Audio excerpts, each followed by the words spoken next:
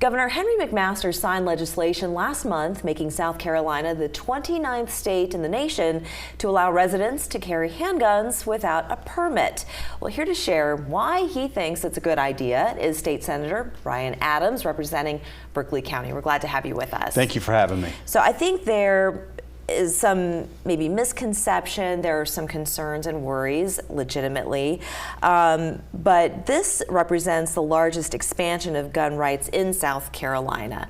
So maybe you can share what the law was, how it's changed, and why it was necessary to change it. Sure. So over the last 4 years, our gun laws have kind of changed a couple different times, from concealed weapons permits to open carry, and now to what the state's calling constitutional carry. So when we first started with concealed weapons permit, it allowed people to go out and get a concealed weapons permit. They had to carry their gun concealed. Right. We then did the open carry, which allowed you to carry your gun open if you had a concealed weapons permit. And to talk a little bit about that, we talked about it, and everybody said, well, it's going to open up the wild, wild west and everything like that. And I said, what's going to happen? You're going to have a little honeymoon phase. You're going to have some people who carry their gun, they're going to realize, why am I carrying it open? I don't want people to see me have a gun anyways, and I'm going to go back to concealing it again. So then last year we went ahead and we did the constitutional carry, and almost the same thing has happened. You have a little bit of honeymoon phase, but this time I haven't seen the guns out and open like I did when we went to open carry. And basically what this allows you to do, if you're 18 years of age or older with no criminal history, you're able to go, or no violent criminal history, you're able to go and purchase a handgun and carry it. And I think that's a concern of a lot of people. As someone as young as 18, they can keep it in their car, pull up to high school, get into a fight afterwards, and then gunfire breaks out. I think, you know, these scenarios, it's not unheard of, certainly. Right. And those are legitimate concerns. So what do you say to that? Those are legitimate concerns. Now, prior to us doing a constitutional carry, if you were going onto school property and had a gun in your car, you were already allowed to do that. So we didn't change anything relating to that. Now, when we did do the concealed weapons permit, we did not include the 18-year-olds. We were in the process, the state was in the process of being sued.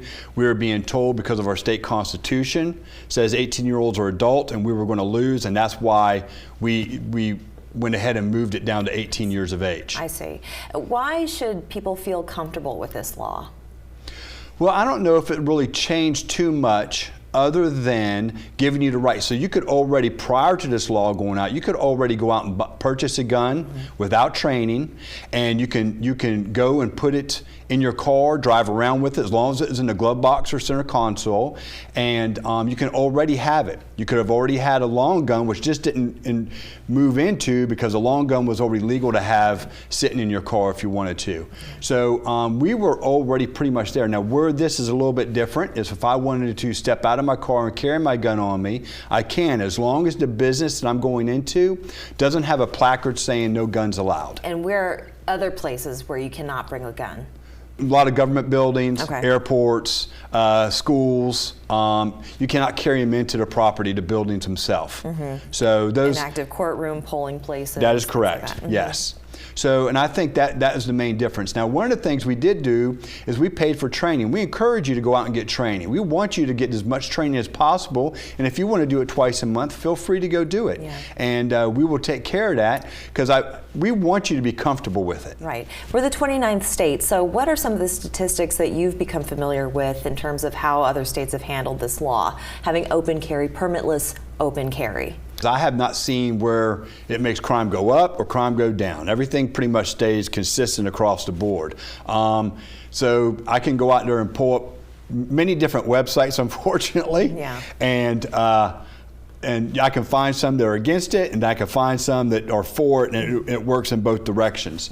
But looking at these statistics with FBI and some of these states, the numbers are staying consistent, you know, with the normal crime that's going on. And this law is in effect today? That is correct. Okay. Well, I appreciate you taking the time to explain it to us, and would like to have you come back and maybe to talk about the background checks and, that'd be great, and how that can be improved upon. Absolutely. Okay. Thank you so much, Senator. Thank you. We're back in 2 minutes.